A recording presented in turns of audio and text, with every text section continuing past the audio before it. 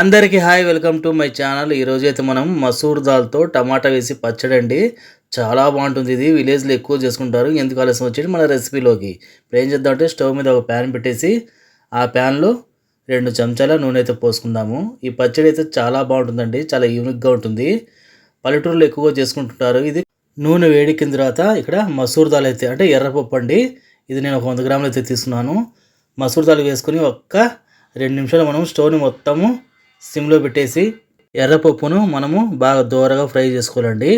సిమ్లో పెడితేనే మనకు పప్పు అనేది బాగా దోరగా ఫ్రై అవుతుంది. ఇప్పుడు దోరగా ఫ్రై అయిన తర్వాత మనం ఒక స్పూను ధనియాలు అలాగే హాఫ్ స్పూన్ జీలకర్ర వేసి ఇది కూడా మనకు పచ్చివాసన పోయి దోరగా ఫ్రై అయ్యేంత వరకు మనము ఫ్రై చేసుకుందాము. స్టవ్ అయితే నేను పూర్తిగా సిమ్లోనే పెట్టేశాను. ఇప్పుడు దీంట్లో ఒక 5 పచ్చిమిరపకాయలు కారానికి తగ్గట్టుగా అలాగే ఒక రెమ్మ కరివేపాకు అయితే వేసాను. పచ్చిమిరపకాయలు కూడా మనకు ఇందులో బాగా మగ్గిపోతాయి. ఈ టేస్ట్ అయితే పచ్చడిది చాలా బాగుంటుందండి. పల్లెటూళ్ళలో చాలా వరకు బయట పనులకు వెళ్ళేవాళ్ళు తొందరగా చేసుకోవడానికి ఈ విధంగా చేసుకుంటూ ఉంటారు. ఇది కందిపప్పుతో కూడా చేయొచ్చండి. కందిపప్పుతో కొంచెం లేట్ అవుతుందనేసి ఈ పప్పును తెచ్చుకొని తొందరగా చేసుకుంటుంటారు. ఇప్పుడు ఒక చిన్న సైజు నిమ్మకాయ అంతా చింతపండు అండి, పులుపు తగ్గ చింతపండు వేసుకుని ఇది కూడా ఒక్క సెకండ్ లాగా మనము ఫ్రై చేసుకుందాము.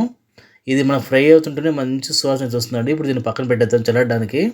అదే ప్యాన్లో 2 మీడియం సైజు టమాటాలు తీసుకొని పచ్చివాసన పోయిన తర్వాత ఫ్రై చేసుకుందాము. ఈ పచ్చడి మనకు వేడివేడి అన్నంలో కానీ సంగటికి కానీ చపాతీకి కానీ చాలా బాగుంటుందండి. ఇప్పుడు కొద్దిగా నూనె అయితే వేద్దాము. ప్యాన్లో అయితే పూర్తిగా నూనె అయితే లేదు మనకు.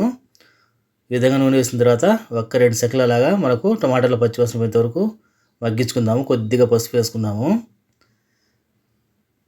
ఎక్కువ వస్తువులు వేయకుండా సింపుల్గా ఇంట్లో ఉండే వాటితో దీన్ని బాగా గ్రాండ్గా చేసుకోవచ్చు. టేస్టీగా ఉంటుంది.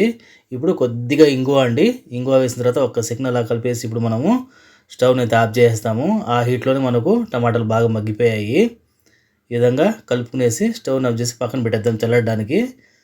మనకు చల్లారిన తర్వాత ఫస్ట్ మసూర్ దాల్ని అయితే మనము మిక్సీలో వేసుకుందాము. ఎందుకంటే టమాటాలతో పాటు కలిపి వేసామంటే మనకు మసూర్ దాల్ అనేది మెదగదు. దానివల్ల ఏం చేస్తామంటే ఫస్ట్ మనం ఫ్రై చేసి పెట్టుకున్న పచ్చిమిరపకాయలు అలాగే చింతపండు మసూర్ దాల్ మొత్తం అయితే మనము మిక్సీలో అయితే వేసుకునేద్దాము. ఇదే విధంగా మనము గ్రైండ్ పట్టుకోవాలి. ఎందుకంటే టమాటా వేసామంటే మనకు పప్పు అనేది సరిగ్గా మెదగదు.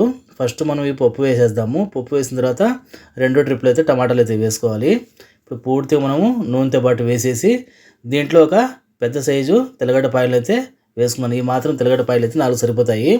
ఇప్పుడు దీన్ని మనము మిక్సీ పట్టుకుందాము. చూసారు కదా, మనకు మిక్సీ పట్టిన తర్వాత మూత తీస్తేనే మంచి ఫ్లేవర్ అయితే వస్తుందండి. మంచి అరుమ ఫ్లేవరు. ఈ విధంగా పట్టుకోవాలి మిక్సీ. ఇప్పుడు మనం ఫ్రై చేసి పెట్టుకున్న టమాటాలు ఉన్నాయి కదా, అది కూడా చల్లారిన తర్వాత వేయాలండి. వేడిగా ఏది పట్టకూడదు. టేస్ట్ అనేది మనకు మారిపోతుంది. ఈ పచ్చడిలో టమాటాలు కూడా చాలా బాగుంటాయి టేస్ట్ అనేది. ఇప్పుడు దీంట్లో రుచి తగ్గ ఉప్పు అయితే వేసుకునేద్దాము. ఫస్ట్ మనం నీళ్ళు పోయకుండానే మిక్సీ అయితే పట్టుకుందాము. ఈ పచ్చడి అనేది గట్టిగా ఉంటేనే టేస్ట్ బాగుంటుందండి. నీళ్ళగా ఉంటే బాగుండదు. చూసారు కదా, మన పచ్చడి మిక్సీ పట్టిన తర్వాత మంచి అరోమా ఫ్లేవర్తో గుమగుమలాడుతూ ఎంత బాగుందో. మంచి అరోమా ఫ్లేవర్ అండి. టేస్ట్ కూడా చాలా బాగుంటుంది. ఈ విధంగా మనము గట్టిగా పట్టుకోవాలి. అన్నం వేడి అన్నంలో కానీ సంగట్లో కానీ చపాతీకి అయితే మంచి కాంబినేషన్ అండి ఇది. ఇప్పుడు పచ్చడిని మనం ఒక బౌల్ అయితే తీసేద్దాము. దీనికి పోపు పెట్టాల్సిన అవసరం లేదండి. పోపు పెట్టిపోయినా కూడా టేస్ట్ చాలా బాగుంటుంది. పోపు కూడా పెట్టుకోవచ్చు. పోపు పెట్టడం వల్ల మనకు టేస్ట్ అనేది కొంచెం మారుతుంది. నేనైతే ఇదే విధంగా నేను అన్నంలో వేసుకుని తింటానండి. టేస్ట్ అయితే చాలా బాగుంటుంది. నాటు పద్ధతిలో ఇది. పోపు వేసామంటే టేస్ట్ అనేది ఇంకోలా ఉంటుంది, కానీ అది కూడా చాలా బాగుంటుంది. మీకు నచ్చితే లైక్ చేయండి, సబ్స్క్రైబ్ చేయండి, షేర్ చేయండి. Thanks for watching me.